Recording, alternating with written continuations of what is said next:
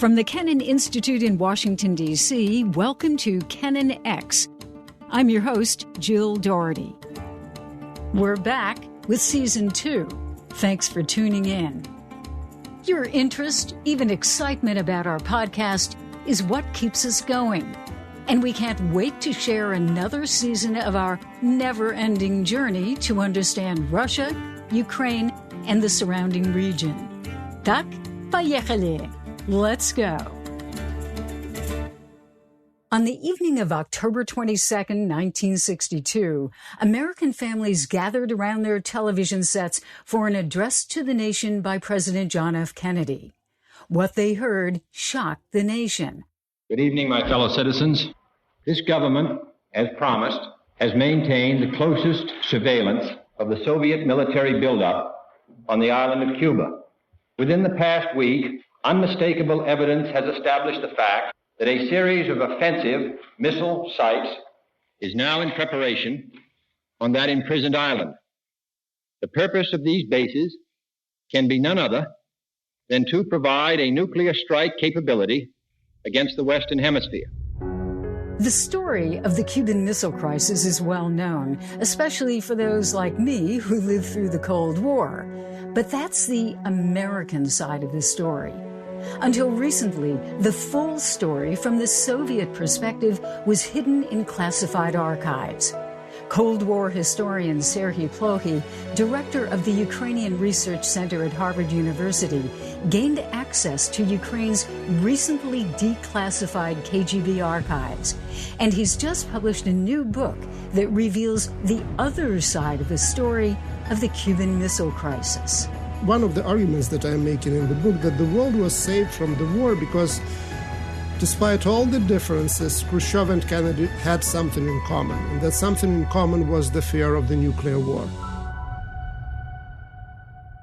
Well, Serhii Plokhy, it is really a pleasure to have you as a guest again. I was thinking the last time we talked was about Chernobyl and your 2018 book on Chernobyl, which I personally consider the most riveting account of that tragedy. And now you're back with another historical page-turner, Nuclear Folly, A History of the Cuban Missile Crisis. And once again, you're using newly declassified KGB archives. I'd be very interested in that, the information that you gleaned that we didn't know about before. So I'm looking forward to this a lot. And I think the other thing that struck me was the fascinating personal psychological insights into President Kennedy and Soviet Premier Nikita Khrushchev. So welcome back. Well, thank you, Jill, and it's really a pleasure to be back. One of the reasons why I wrote that book was that I got access to those new archives, these KGB materials, coming from the archive of the Security Service of Ukraine.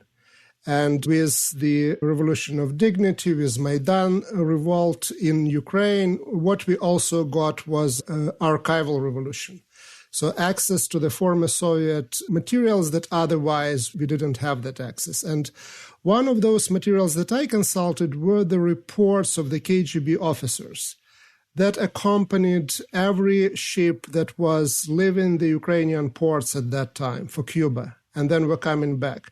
And roughly 80% of all missiles, troops, and other things that were delivered to Cuba went through those Ukrainian ports. So it's quite a representative body of documents. And one thing that you find there is, of course, something that you don't find in any other documents and materials, what the Soviet people really thought about what was going on. The reports about soldiers saying, okay, I didn't swear allegiance to Fidel Castro. Why they're sending me there? Well, Cuba is a terrible place. There are monkeys that attack people. Or guys, don't worry, the Cubans or the Americans, they will not be shooting at the rank and file. They will be shooting at the officers only. So that kind of stories that you get there. But more importantly, you understand the why and how it happened. What I call probably one of the largest intelligence failures in the American history. And the KGB reporting says actually how far they were prepared to go to conceal the deployment of their troops. There is one episode that I describe in a book where he wasn't even part of the military contingent, but he was part of the crew of the ship. He got appendicitis.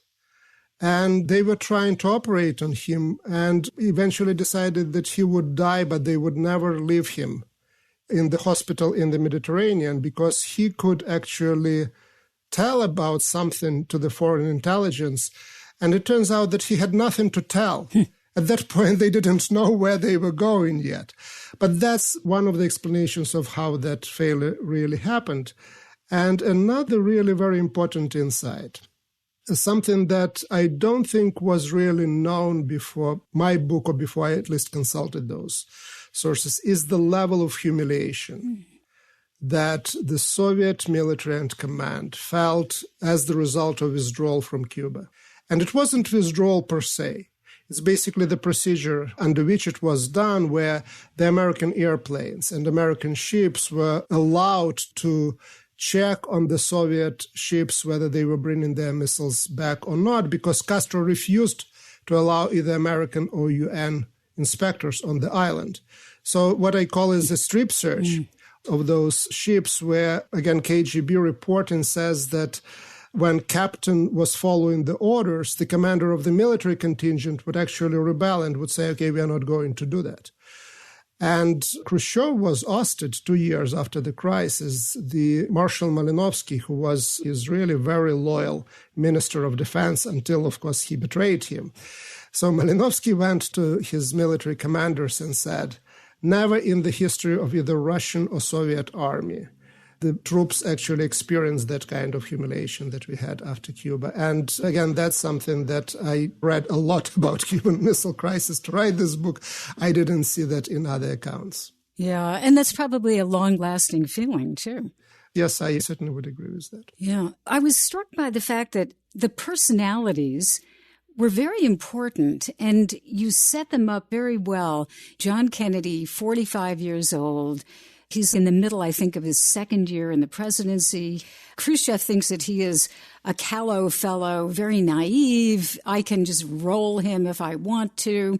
And then you have Khrushchev, who is a fascinating character. His language alone is just worth an entire book. He is earthy, doesn't really do it justice. But he is full of, I'll grab him by the you-know-what, and I'll make him do what I want to do. So these personalities lead me to this question about motivation, because each was driven by certain factors. Sometimes their personalities, sometimes a domestic political situation, and of course the international situation. So not to get too up close and personal, but how would you say the personalities and the personal interests of these men drove them to do what they did? Well, it's an excellent question. And first of all, I want to stress that personalities really matter, especially in the cases like Cuban Missile Crisis or the cases of nuclear war. Because that's where the buck stops, right? These are the people who make those decisions at the end. And with Khrushchev, my original take on his miscalculation was that he didn't get Kennedy right, that Kennedy turned out to be a much tougher guy than he believed. And now, the more I think about that, actually, I don't think he misjudged Kennedy, but he actually, like Stalin, never understood democracy and how it works. Because he believed that he could push Kennedy around. He thought he was a weak president after the Bay of Pigs. He couldn't believe that he actually didn't back the invasion. And now I think he didn't miscalculate, because Kennedy on tapes is saying, well, it doesn't really matter that the missiles are there. Strategically, that doesn't change anything. McNamara agrees with him. Europeans agree with him. And he says, well, last week we said that if that happens, we will react. Last week we were supposed to say we don't care. But he's in a particular system which is called democracy, where he is under enormous pressure to do something. For American public, for American political establishment, Soviet missiles on Cuba is absolutely unacceptable.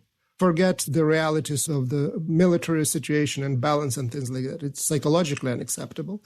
And Kennedy is caught on tape talking with his brother, Robert, saying that, okay, when they decided on the blockade eventually, that, well, we had to do that. Otherwise, I would be impeached. Mm-hmm. And that part that Khrushchev never really got. And his thinking was, okay, we live with the American missiles in Turkey. What is a big deal? Isn't this fair if the Americans would live with the Soviet missiles in Cuba? So he didn't really understood that. But then in terms of personalities, he got really scared.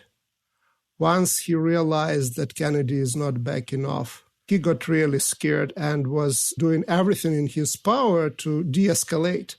But Khrushchev, being Khrushchev, of course, he already got permission from Politburo to remove the missiles, but he was still playing the crazy game with Kennedy, not saying actually what was going on. And not just days, hours mattered at that time, because the two leaders started to lose control over their troops on the ground. And that's basically, again, part of the story that seems to me it's not completely new, but it doesn't or didn't get enough attention in this dominant narrative about the Cuban Missile Crisis. Yes, in fact, you use the word panic about all three men, Castro, Khrushchev, and Kennedy. You literally say that they, at certain points, panicked. There was panic and was good reason for panic. So with Castro, it's another very important player in the entire story that we very often underestimate. And Castro was, we think about him as a communist and communist leader. He declares that he is communist only after the Bay of Pigs, because for him, this is a way to get Khrushchev's attention and to make an argument that one communist country has to help another communist country. So he makes the statement only after the Bay of Pigs. And in reality, he is the leader of a nationalist anti-imperial revolution. And from that point, he is as sensitive about being pushed around by Khrushchev as he is sensitive about being pushed around by the United States. And he is offended that the deal between Khrushchev and Kennedy didn't include him. And again, exposes the Soviet Navy, the Soviet military to that humiliation that I just discussed before that. Khrushchev can't understand what is going on. He is saying, okay, we saved you. And Castro certainly thinks in very different terms. And he is prepared, one of the arguments that I'm making in the book, that the world was saved from the war because despite all the differences, Khrushchev and Kennedy had something in common, and that something in common was the fear of the nuclear war. So that's something that Castro didn't have. And he was offended that the missiles were being removed. He was prepared to go for a confrontation, and he was quite selfish in that sense because, again, at the stake was his regime in Cuba. And if the regime goes down, let the entire world go down as well. So at least this is my reconstruction of his thinking. But in terms of the panic, yes, he was panicking. He ordered his troops to start firing at the American surveillance airplanes.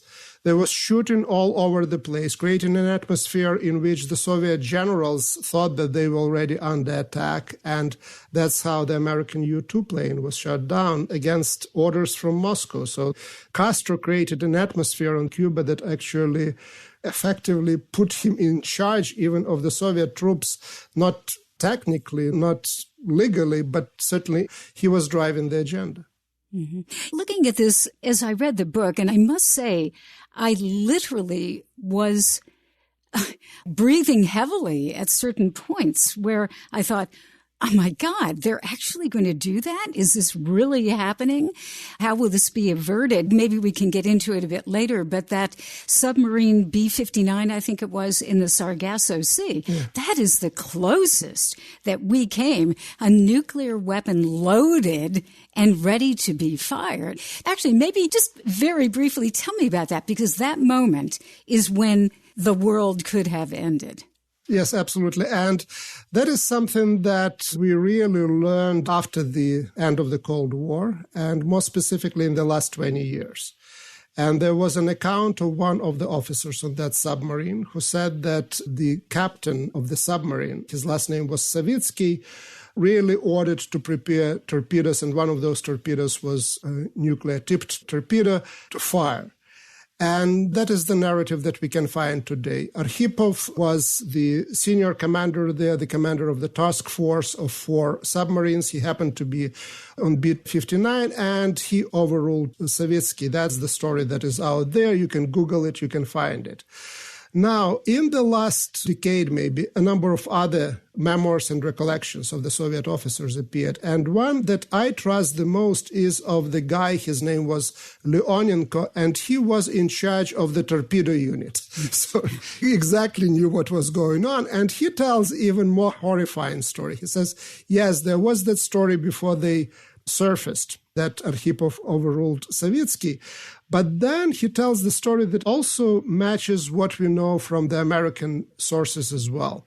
That once they surfaced, the captain and Arkhipov, they got engaged with the American ships into negotiations with the help of searchlights. And then out of nowhere, the American surveillance plane appeared and started dropping flares to activate its cameras. So the guy was looking for a good shot. But the impression that Savitsky and others got that they were under attack. So Savitsky rushes from the bridge of the submarine through the narrow hatch into the submarine itself. Leonenko remembers that he gives him an order to prepare Unit 1, which included also the nuclear-tipped torpedo. And second into the hatch was going a Soviet single man with his searchlight. And he got stuck in that hatch. Physically stuck. Yes. That gave Arkhipov, who was still waiting for his turn to disappear from the bridge, a few seconds, and he saw that Gary Slaughter, and we have memoirs of that guy, the American young officers who was in charge of communicating with the Soviets, signaling apologies, saying, okay, you're not under attack. And Arkhipov himself realized that he was not under attack. And again, in that story, it's another level of sheer horror. But again, the order was withdrawn. And yes, indeed, you read accounts like that from the people who were in charge of the button. And you realize that, yes, Khrushchev and Kennedy, they exercised a lot of restraint at the end after they got in that trouble to a degree that they could. But we are alive today also partly because of just pure luck. As I read the book, and I think this was probably one of the main purposes of writing the book, as you've said, is to draw lessons from it. So as I go on asking you a few questions more in this, I'm thinking, could we draw some lessons? And one would be the very fact that this happened. If you look back, it seems almost inconceivable that you had the Soviet Union stationing nuclear missiles 90 miles from where I have swum on the beaches of Key West, 90 miles away from the United States. And Khrushchev actually thinks that he can have missiles there and it's going to be okay. Or maybe he didn't think it was going to be okay, but that he could push the envelope, let's say, and just do it because Kennedy was weak. So walk me through that. What was his calculus? And can you see any possibility of a similar situation today? Well, absolutely, because the biggest story of the Cuban Missile Crisis, at least the one that I discovered for myself, is misunderstandings, miscommunications. Kennedy was very concerned about that. He read Barbara Stuckman's Guns of August. He was giving it to his military commander. So it was on his mind all the time. And then you still look at what was happening, and there is just disconnect between how they think, how they imagine things. And Khrushchev was, again, thinking that, well, I didn't react to the American missiles in Turkey, and I love to go to the Black Sea, and I'm okay with that. Kennedy probably would be okay with that as well. And that kind of thing that, again, it's about culture, it's about understanding political process, it's about understanding political sensitivities. So it's not just a pure math. And that is, at least for me, the importance of these cultural things and political things and understanding the other and not thinking that the other is basically cut from the same cloth as you are. That is the most important issue. Again, we had in the last few years this exchange of insults between the American president and the leader of North Korea. And you look at that and you really don't know how these things are really received in North Korea, for example. How much do we understand the politics and the sensitivities of the situation there? So that is the biggest question, the lesson that I think we should keep in mind when we move forward. And we are in a situation where really probably not in the middle, but we are at the start of the new arms race. The term is modernization of the nuclear arsenals. That is what is going on now. And we are also in uncharted waters to a degree that there is more drivers on this nuclear highway than certainly there was in 1962. There is no any more Cold War era agreements that would help to regulate that highway. Thank God the New START was continued for 5 years. So in many ways, we are in pre-Cuban Missile Crisis, well, pre-1962. And I think that, again, going back to those events is really very timely, just to remind us how dangerous those things can be and how easy it to just get the other side wrong. Yes, and speaking of that, you mentioned this, but I'd like to dive into it a little bit more. The lack of correct intelligence on both sides. You point out that the CIA thought that all of these Soviet actions were defensive, or at least part of the CIA believed that it was defensive. Kennedy proposed a strike, and Bobby Kennedy comes out as a real hardliner, but they proposed a strike not knowing how many Soviet troops were there. I think they thought it was 10,000 roughly, and it was actually 45,000? Yes, yes. Yeah, and Khrushchev, believing that the ultimate game plan was for the United States to invade Cuba. He was convinced of that. So how could they have gotten these things so wrong? Well, I was asking that question myself. Again, with all this surveillance and certainly a lot of refugees coming from Cuba that the government couldn't control, and still they didn't get much information in terms of numbers for sure. There are some explanations of why, for example, the U-2 airplanes didn't pick up that earlier, very specific ones, that there were 2 accidents before that, then there was bad weather and so on and so forth. But there is a bigger story to keep in mind that it's very difficult to get reliable information in the closed authoritarian societies that really establish tight control over the information, even if it's Cuba and even if it's the next door from the United States. And the same is true, there was no reliable information coming from the Soviet Union. That reminds me about North Korea, or about Iran, or Iraq before that. So the closed societies can be really very, very good at keeping their secrets. And even with such things as mass deployment of troops, the U.S. was not getting reliable information. One thing that I found really interesting was you get into this book really by the backstory of the Bay of Pigs and the Berlin Showdown, the showdown at the end of World War II over the city of Berlin. And that was the context that a lot of this took place in, especially for John F. Kennedy, the humiliation of the Bay of Pigs, etc. So there always is some thing that happened before that sets you up for the real confrontation. Yes? Absolutely. I would love to jump right away into the story of the Cuban Missile Crisis. But as I was looking at the sources, looking for the ways of how to explain what was going on, I kept going back to the Bay of Pigs and to the Berlin crisis. And I was doing that not because I wanted to do that, because I was following the thinking and the experiences of the 2 people that were at the center of the story. Again, Castro was involved in one of them. For him, it was also a very important development. And I took this risk to put first 2 introductory chapters in which I also wanted to present that background because it was all important. One of the chapters of the book is called, it seems to me, The Hostage of Berlin. And this is about Kennedy because all his thinking about Cuba is really informed about what will happen in Berlin.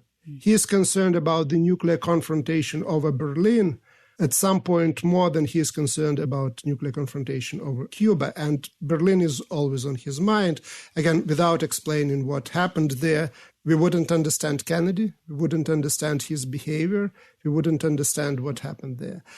Another discovery that I made was, again, by bringing in this early history and early experiences, is that Cuban Missile Crisis is a dramatic turning point in personal relations between Kennedy and Khrushchev.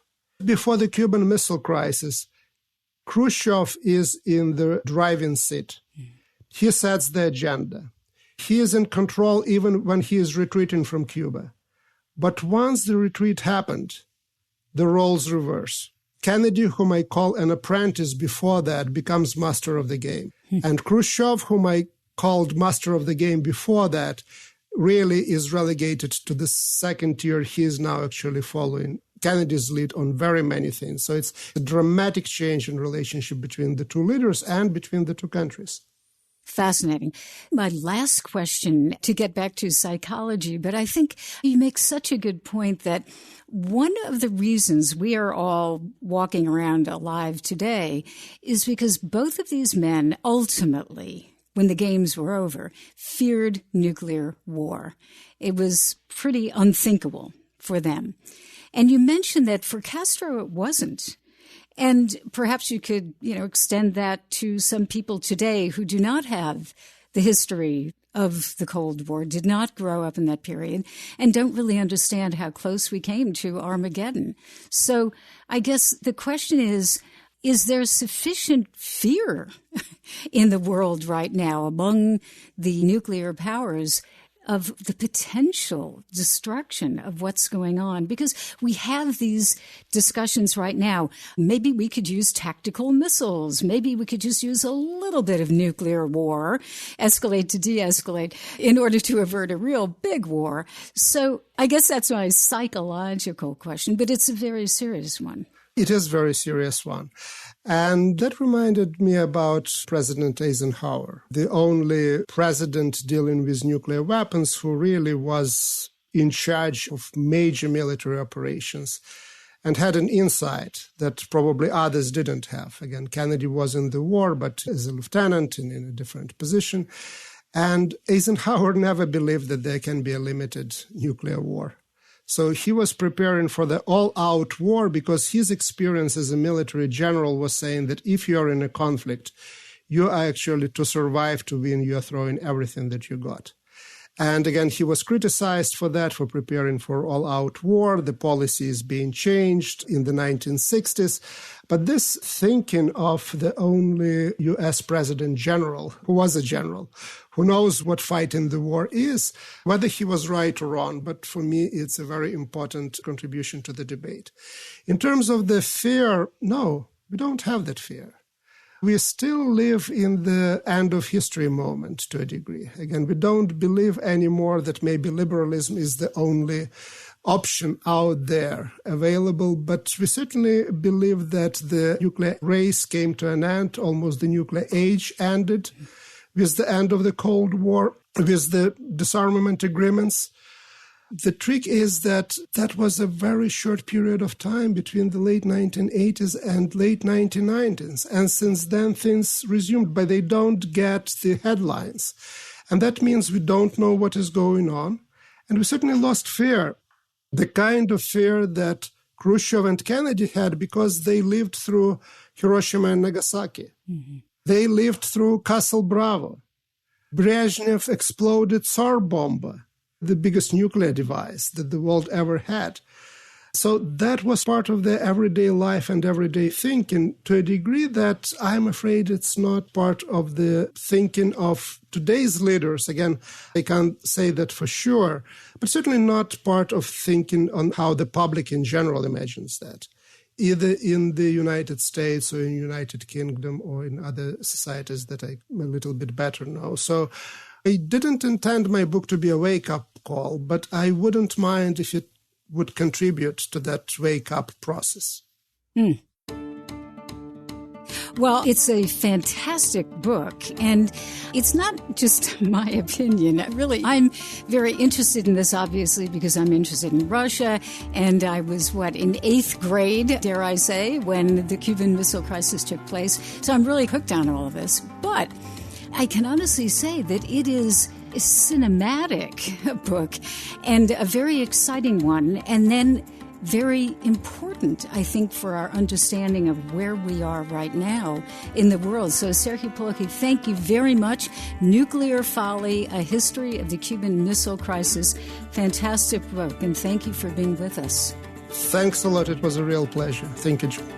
KennanX is a product of the Kennan Institute at the Woodrow Wilson International Center for Scholars in Washington, D.C. It's the Wilson Center's oldest program, founded in 1974 by George F. Kennan, American statesman, James Billington, historian and former Librarian of Congress, and historian S. Frederick Starr. Inspired by them, the Kennan Institute's mission is to improve America's understanding of Russia and the wider region. Thanks for listening.